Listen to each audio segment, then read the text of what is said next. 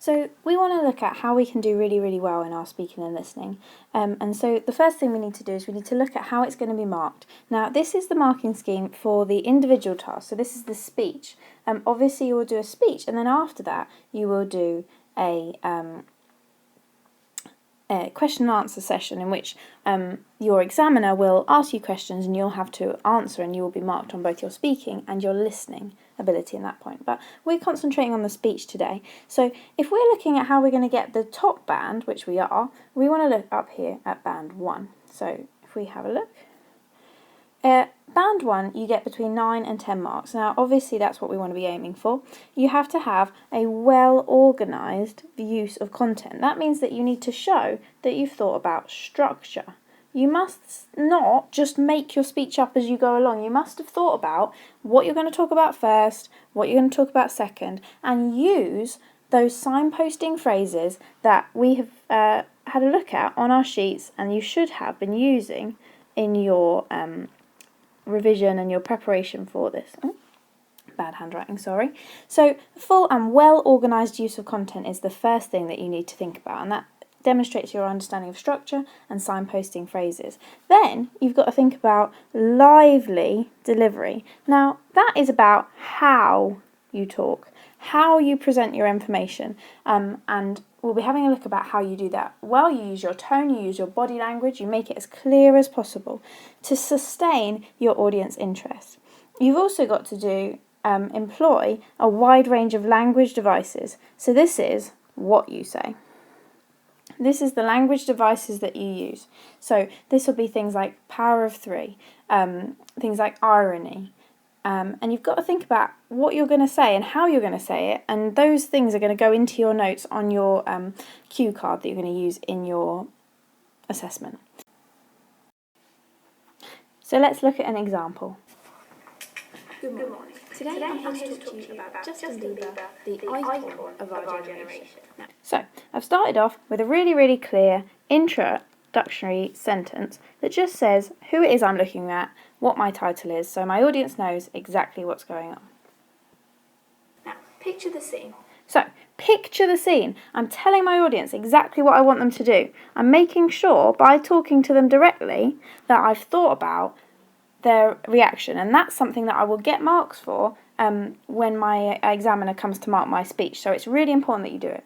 2007, Justin Bieber's just created his first ever YouTube video that he's uploaded.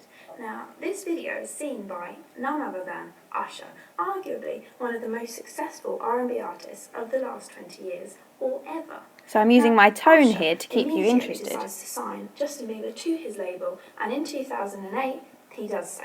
Justin Bieber is only 14 years old. Fast forward to...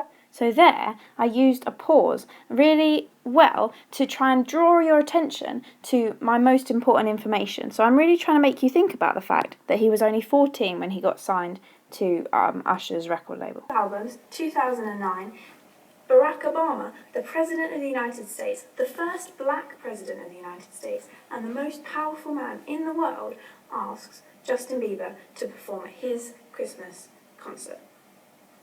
What bigger endorsement than that can you get? He is an icon of our generation.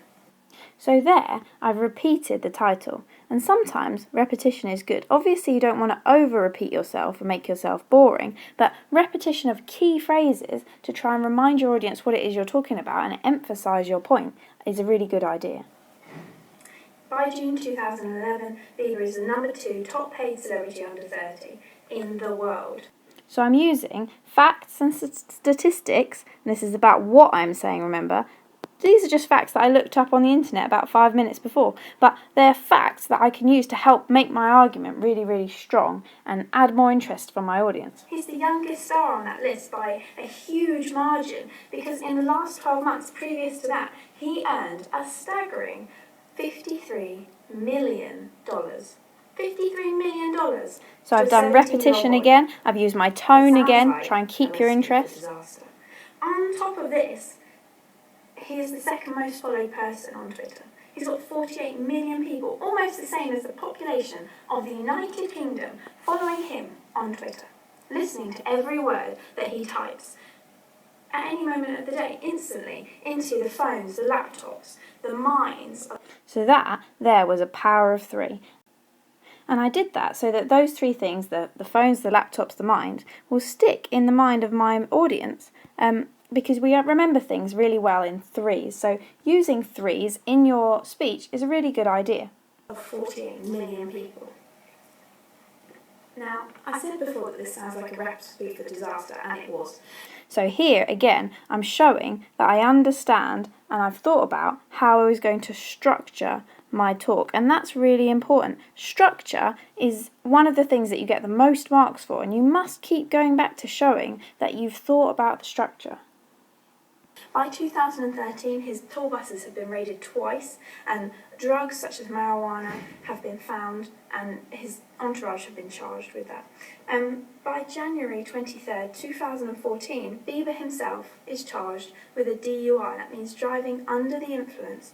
And it was actually... So I've explained there what that term means, because not everyone's going to know what a DUI stands for. If you've got any terms that are technical in your speech, maybe some of the technology terms, you need to make sure that you explain them to show that you've thought about, again, your audience, which is really, really important in terms of getting those marks that you deserve.